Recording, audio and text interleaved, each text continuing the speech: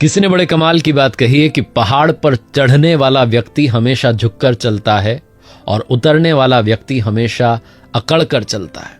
तो अगर कोई झुककर चले तो समझ लो कि ऊंचाई पर जा रहा है और अकड़कर चले तो समझ लो कि नीचे जा रहा है। और ऐसी वीडियोस देखने के लिए सब्सक्राइब करें माय एफएम का यूट्यूब चैनल और दबाएं बेल आइकॉन। नमस्ते दोस्तों, मैं हूं आरजे कार्तिक। माय एफएम से दो बौद्ध भिक्षुओं की कहानी है। एक बुजुर्ग थे, एक नए नए मठ में आए थे, नए नए सन्यासी बने थे, जूनियर थे काफी। दोनों अपने गुरु से अनुमति लेकर के एक दूसरे नगर के लिए रवाना हुए। जंगल के बीच में मठ था, वहां से चले। चलते चलते दिन ढलने को आया, बीच में नदी थी, बस नदी पार करनी बाकी थी। जिस नगर में जा रहे थे, जिस शहर में जा रहे थे, वहां का नियम था कि सनसेट के वक्त जैसे ही सूर्यास्त होता वैसे ही सनसेट के समय वहां का गेट, वहां का दरवाजा बंद हो जाता था।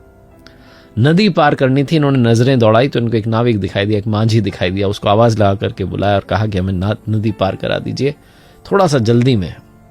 उस मांझी ने कहा कि जल्दी में कुछ नहीं मिलता, सब आराम से मिलता है, बैठो आप।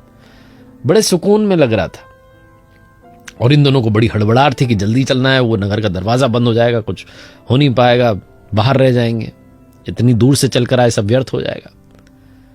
बैठ गए। उसके बाद भी जब नदी वो मांझी पार करा रहा था, वो नाविक चला रहा था नाव, तब भी उसको कहते जा रहे थे थोड़ा स्पीड में, थोड़ा स्पीड में, तेज भगाओ, दौड़ाओ, निकालो यहां से बाहर फटाफट नदी से। और वो मुस्कुरा रहा था, कह रहा था अरे आराम से चलेंगे। फिर इन्होंने उस मांझी से पूछ लिया कि वो सामने दरवाजा दिख रहा है नदी के उस पार, वो जो नगर का है? बोले हाँ। बोले क्या लगता है सूर्यास्त से पहले हम पहुंच जाएंगे? उसने बोला अगर आप तेज चलोगे तो नहीं पहुंच पाओगे, लेकिन अगर धीरे चलोगे तो पहुंच जाओगे, इतना मेरा वादा है। जैसे ही ये नदी के उस पार आए, उस मांझी ने उतारा नाव से, फटाफट से भगे, दौड़ने लगे। धीरे चलना ही नहीं था इनको लग रहा था कि धीरे चलेंगे तो लेट हो जाएंगे। रास्ता नदी के जो पार से निकले थे तो उबड़ खाबड़ था, झाड़ियां थी। वो जो बुजुर्ग वाले थे उनसे उतनी जल्दी चला भी नहीं जा रहा था, वो झाड़ियों में अटक गए और जमीन पर धड़ाम से गिर गए। वो जो जूनियर वाला था, जो लड़का सा था, जो नया नया आया था, वो उसने पीछे पलट के देखा कि मेरे गुरुजी मुझसे सीनियर हैं। वो नीचे गिर गए, मुंह से खून निकल रहा है। वो घबरा गया, उसने कहा ये क्या हो गया? अच्छा करने जा रहे थे, बुरा हो गया। मांझी को आवाज दी, नाविक को बुलाया, कह रहे आओ भाई साहब मदद करो। नावल आया और आकर के कहने लगा मैंने कहा था ना आप धीरे जाइए, धीरे जाओगे तो पहुंच जाओगे, तेज जाओगे तो नहीं पहुंच पाओगे। उन्होंने कहा आप अभी अपना ज्ञान मत दीजिए, हमें लेके चलिए, इनको ठीक कीजिए, आपका घर कहाँ है, इनका उपचार करवाना है, वो दरवाजा तो वैसे ही बंद हो गया।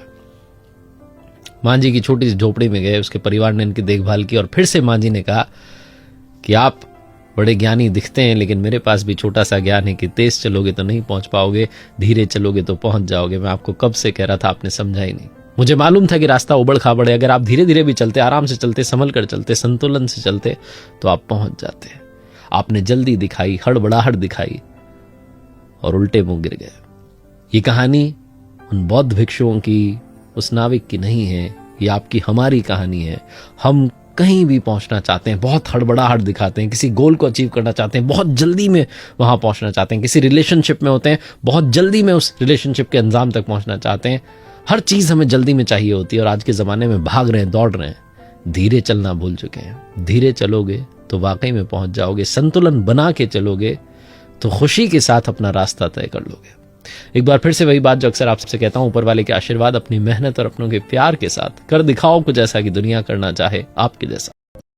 ऐसे ही वीडियोस देखने के लिए सब्सक्राइब करें माय एफएम का ऑफिशियल यूट्यूब चैनल। याद रखिए अगर आप कुछ अच्छा सुन रहे हैं तो माय एफएम सुन रहे हैं। चलो आज कुछ अच्छा सुनते हैं।